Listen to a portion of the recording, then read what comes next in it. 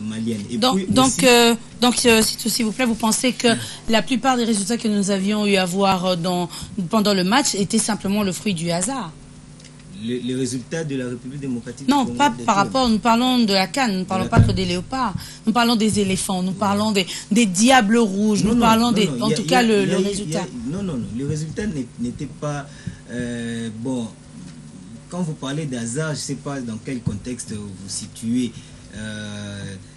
n'est-ce pas, le concept, mais moi je pense que les résultats... Bon, vous pensez que les équipes étaient assez bien préparées, voilà pourquoi nous avons eu ces résultats. Et puis le niveau aussi du football, vous savez, par rapport à cette CAN, on a vu qu'il n'y a pas de petites équipes. D'accord. Hein, donc si vous voyez le premier tour, donc la phase de groupe, il y a eu pratiquement des matchs nuls et des matchs nuls. Jusqu'à la 3e journée, on n'a pas su avoir une idée de l'équipe qui devait se qualifier. Donc c'est aussi le point le point positif, n'est-ce pas, de cette CAN, le niveau du football. Hein. On n'a pas vu une équipe qui est venue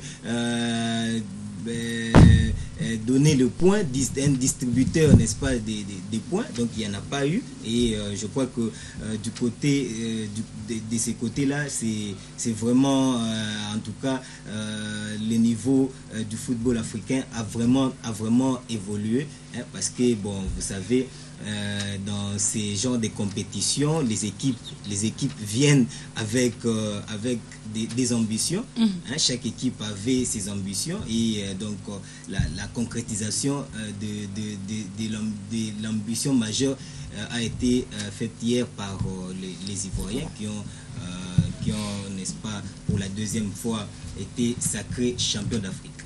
Pensez-vous, mesdames et messieurs, que les résultats des léopards n'ont pas été le fait du hasard? Répondez simplement par oui ou non aux numéros qui sont affichés au bas de l'écran.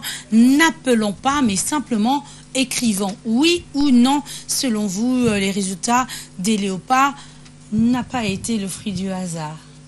Katassi. Bon, je ne pense pas. Mais moi, je crois que dans l'ensemble, il faudra apprécier ce qui est bien, ce qui est du positif au sein de cette nationale. C'est d'abord l'état d'esprit, un nouvel état d'esprit instauré par Florent Ibenge. On sent vraiment une équipe autour de ces joueurs, mais il y a aussi les revers de la médaille. Bon, il y avait tout au long aussi du parcours de la RDC, on avait constaté n'est-ce pas parce qu'il y avait beaucoup plus de moyens? On a senti que nos joueurs étaient vraiment choyés, vraiment gâtés. Il y avait des primes, à chaque fois on entendait parler, c'est vrai, même dans les coulisses, on nous parlait à chaque fois des primes. C'est ce qui a eu à motiver à nos chers léopards et savoir que les yeux de la République et même du sommet de la République étaient rivés vers eux. Voilà pourquoi ils ont fait de leur mieux pour nous prouver ce qu'ils ont eu à mettre sur notre table. Vous avez naturellement raison, madame. Les côtés primes, c'est pratiquement les côtés détonateurs aussi de cette formation. Et cette fois-ci, jetons quand même des fleurs à notre gouvernement, dont le gouvernement de la RDC qui a mis les moyens. Il a mis les moyens pas après, mais avant. C'est ce qu'on a toujours demandé à notre gouvernement. Et avant et pendant. Et pendant, voire même aussi après. Et c'est ce qu'on a toujours demandé au gouvernement, de mettre les moyens avant et puis de travailler en harmonie avec l'organe technique qui est la Fédération Congolaise de Football Association. Cette fois-ci, on a compris que les mariages étaient vraiment scellés entre l'organe technique et l'organe politique. Vous avez compris, on a fait des éliminatoires, on n'a pas eu de pommes de primes. On est allé du côté des centres d'excellence en Bakomo dans des conditions vraiment donc dignes de son nom. Et les Léopards se sont bien entraînés, regardés par cette préparation. Ils ont fait ce qu'ils ont produit. Donc, moi, je dis ceci, qu'au niveau des Léopards, dans l'ensemble, c'est bon, mais il y a aussi des petits déchets, peut-être au niveau de l'équipe, au niveau du système de jeu, peut-être au niveau des secteurs compartiments qui posaient problème. Mais moi, je crois que ça, c'est un problème maintenant que Ibenge Florent doit se mettre autour du même table avec la Fédération Congolaise de Football Association, avec la direction technique nationale, donc dans une réunion élargie pour voir comment repenser les compartiments qui sont à problème, parce qu'on parlait de la défense, on parlait aussi du milieu de terrain. Donc moi je crois que c'est la réunion que les sportifs attendent de ces côtés-là. Donc c'est à Ibenge d'abord de se réunir avec la FECOFA pour voir, parce que après ça il y a aussi des échéances. Il y a 2017, on attend la désignation du pays hôte, et il y a aussi 2019 du côté du Cameroun. Donc c'est vraiment un chantier, et sûrement les staffs techniques sera maintenu par la Fédération congolaise de football association et ils auront aussi les moyens pour faire leur travail. Avez-vous senti la joie de la FECODI, Fédération congolaise de discussion? Est-ce que cette fédération a été satisfaite ou cette fédération se plaint encore? Non, naturellement, madame. On a ramené au pays une médaille de bronze. Quoi de plus normal, même un foot congolais doit être satisfait. Madame, je vous l'ai dit, c'est quand même une médaille continentale. Hein, donc, vous l'avez dit d'ailleurs, qu'il y a eu la motivation sur les plans financiers, mais au-delà de cette motivation, il y a eu aussi une certaine volonté de la part de nos joueurs. Rappelez-vous, pendant les éliminatoires, les discours du staff technique et celui du capitaine de l'équipe était: nous jouons pour d'abord notre pays. Donc l'argent était vraiment en second plan. Donc en tout cas, le résultat d'aujourd'hui, nous pensons que c'est un résultat dû à une préparation, hein, à une préparation, et puis aussi à cette façon de faire. Une préparation, mais ici on disait que cette préparation n'était pas suffisante, voilà. Madame, et aujourd'hui nous reconnaissons cette préparation. Justement, vous pouvez, je ne sais pas cette analyse émanée de qui, mais vous pouvez faire 100 matchs, j'ai dit 1, 2, 3, 100 matchs amicaux, et que vous allez à la phase finale, vous sortez au premier tour. On a vu le Mali, on a vu même la Guinée elle-même. On a vu aussi des équipes, le Sénégal. Aujourd'hui, ils n'en reviennent pas, ils n'en reviennent plus, madame. Ils sont en train de se poser mille et une questions. Pourquoi ils sont sortis au premier tour? Ils ont même chassé leur entraîneur. C'est pour vous dire que au-delà de tout ça, les nombres de matchs amicaux importent peu. C'est la façon de préparer le match. Comme a dit Florent avant d'aller à sa dernière conférence ici, il a dit que j'y vais pour, n'est-ce pas, présenter une équipe qui sera adaptée. Et non une sélection. Ouais. Non, une sélection. Parce que les Léopards, c'est une équipe. Hein. Ouais, oui. Bon, en fait, l'image que les Léopards nous donnent aujourd'hui, c'est une équipe. Hein, quand j'ai dit les nouveaux états d'esprit instaurés, ce qui est important, c'est ça. Regardez même la France en 98, c'était comme ça, un nouvel état d'esprit. Ils étaient très courageux, ils étaient déterminés, donc ils étaient dans des très bonnes conditions. C'est ce qui s'est passé avec les Léopards de la RDC. On n'a pas entendu de quoi que non, il y a les groupes de ceci, il y a des groupes de cela. On a senti que les patrons de l'équipe d'abord, c'est Florent Ibenge, et après c'est les capitaines, et puis les autres suivent après. Donc il y avait vraiment une harmonie, comme j'ai dit, entre la FECOFA, les ministères des Sports et bien sûr les staffs techniques. Cette fois-ci, on a conjugué vraiment à l'unisson et c'est ça les résultats. Alors là, nous continuons avec vous, mesdames et messieurs. La grande question qui est posée, pensez-vous que le résultat des Léopards soit le fruit du hasard? Répondez simplement par oui ou non. Nous continuons dans Carrefour juste après cette pause publicitaire. Quelle émotion! Et on a vu combien le gardien a même pensé à sa maman. Papi Katassi, ouais, ma maman. C'était formidable ça. Bakary Kopa, du côté bien sûr d'Abidjan, on l'appelle Baki. Donc il a plus ou moins 15 ans au sein des Éléphantos.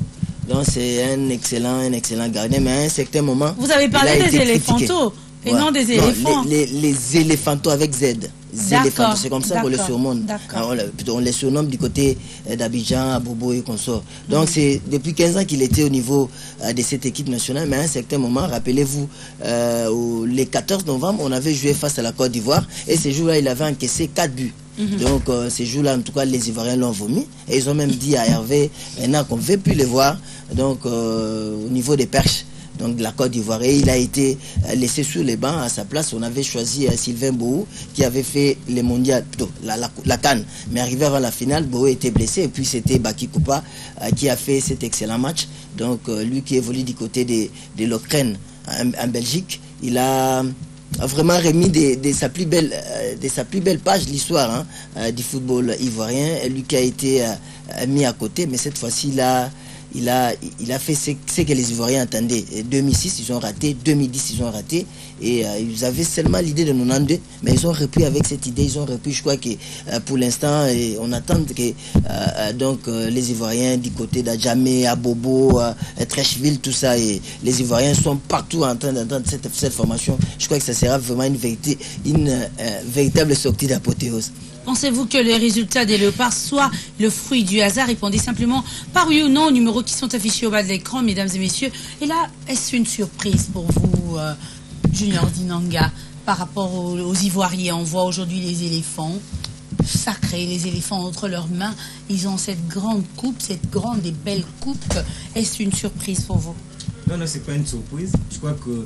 Parce que vous vous attendez à cela. Oui, je l'ai dit même à Papi, que en tout cas cette fois-ci, les Ivoiriens seront sacrés champions de cette compétition. Lorsque je pose cette question, je ne parle pas d'hier simplement, mais je parle de début de la compétition. Justement, c'était parmi les équipes favorites de cette compétition. Vous savez, cette génération a connu pas mal de problèmes et c'est une génération qui courait derrière ces trophées. Ça fait pratiquement 10 ans. Ça fait pratiquement 10 ans. Il y avait des Drogba qui ont même à maintes reprises raté, n'est-ce pas, de soulever le trophée. Ils ont fait pratiquement, je crois, 2 finales avec Didier. La première finale, c'était contre l'Égypte. Ils l'ont raté. La deuxième finale, c'était contre la Zambie. Ils l'ont raté également. Et puis, ça, c'est pratiquement la 3e finale où, mais sans Didier Drogba, avec Yaya Touré, donc ils ont fait l'essentiel. Et je pense que nous sommes fiers. Nous sommes fiers parce que cette équipe, nous l'avons rencontrée pendant, n'est-ce pas, cette édition. Et aussi, il faut rappeler, madame, que nous étions logés dans le même groupe lors des éliminatoires. On a joué 2 matchs en aller-retour. La Côte d'Ivoire nous a battus ici à Kinshasa. Nous l'avons battu à Abidjan.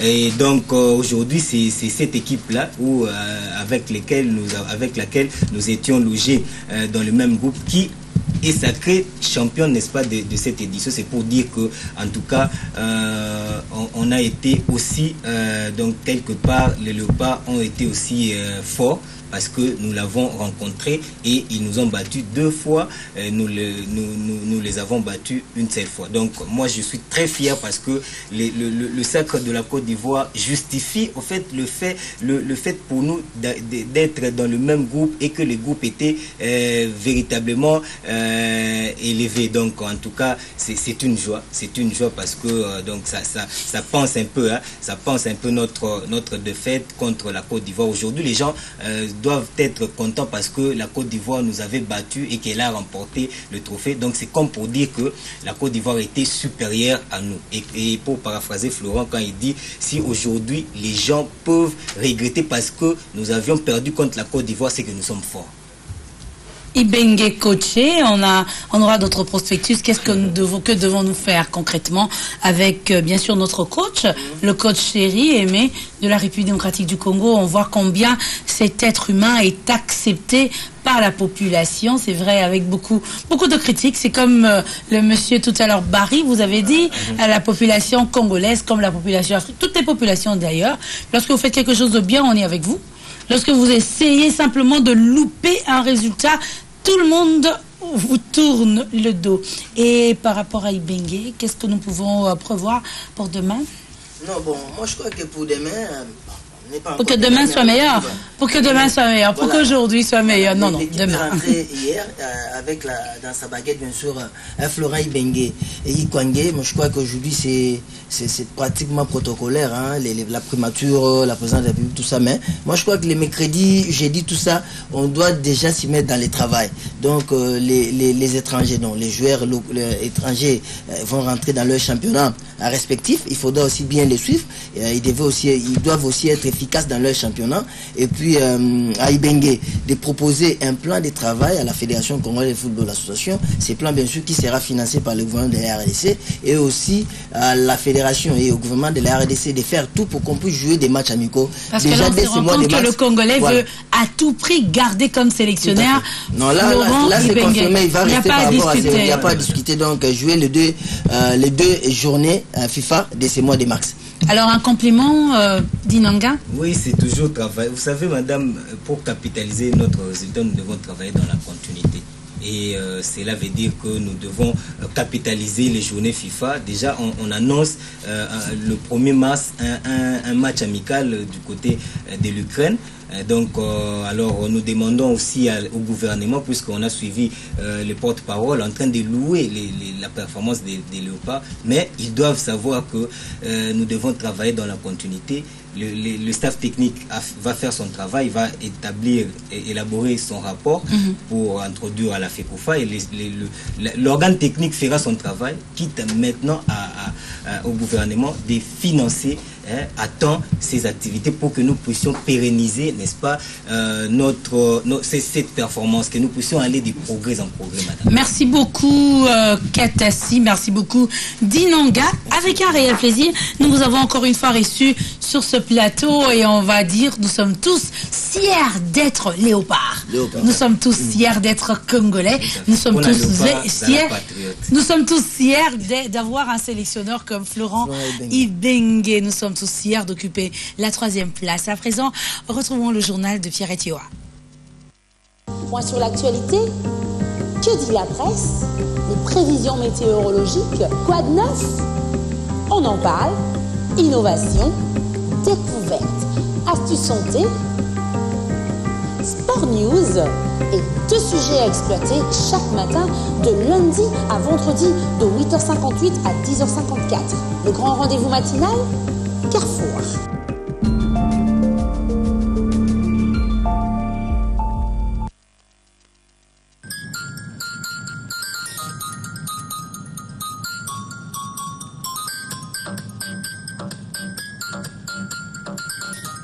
La pluie du matin, synonyme des belles promesses, nous disent les Français.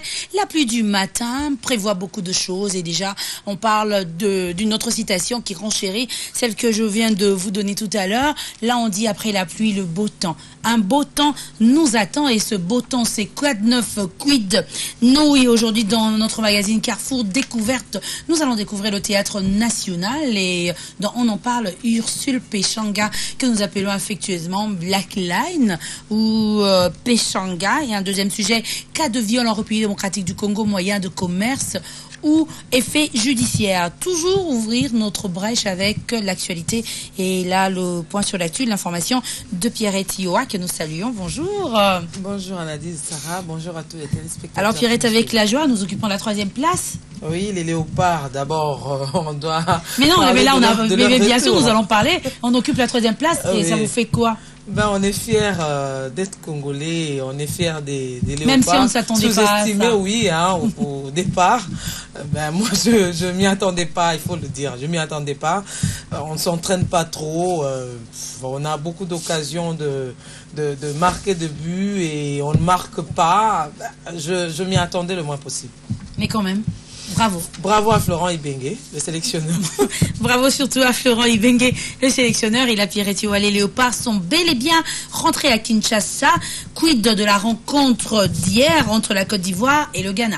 Les léopards de la RDC ont piétiné le sol congolais ce dimanche après avoir passé un bon voyage en provenance de la Guinée équatoriale pour la CAN 2015, ovationnés par la foule venue les accueillir. Les hommes de Florent Ibenge sont heureux d'obtenir la médaille de bronze 17 ans après. Donc ils occupent la 3e place après le Ghana qui a obtenu la médaille d'argent après avoir été battu par la Côte d'Ivoire par 9 buts à 8 après une séance des tirs au but. Antoine Gizenga a signé une déclaration sur les actualités politiques de l'heure. Antoine Gizenga, secrétaire général et chef du parti lumumbiste unifié, vient de signer une déclaration politique dans laquelle il se prononce sur toutes les questions brûlantes d'actualité politique en RDC. Le patriarche demande notamment à la CENI d'organiser dans les délais constitutionnels toutes les échéances électorales dans le strict respect et normes d'ouverture et transparence. Autre actualité, l'honorable Fidel Tshingombayi accuse Kengo de l'ultime trahison. Comme vous le dites, l'honorable Fidel Tshingombayi claque la porte de l'opposition républicaine. Le député national, président de la Convention pour la Renaissance et le Progrès CRP, dénonce dans une lettre écrite à Florentin Mokonda, modérateur de cette plateforme, un projet macabre que Kengo Adondo a intentionnellement caché à tout le monde, sauf à 9 de ses lieutenants co-signataires avec lui de l'acte de décès de l'opposition républicaine, ou plutôt l'acte de naissance d'un regroupement politique de l'opposition dénommé l'Ordre républicain, donc l'OR en sigle. Merci beaucoup, Yoa Pierrette.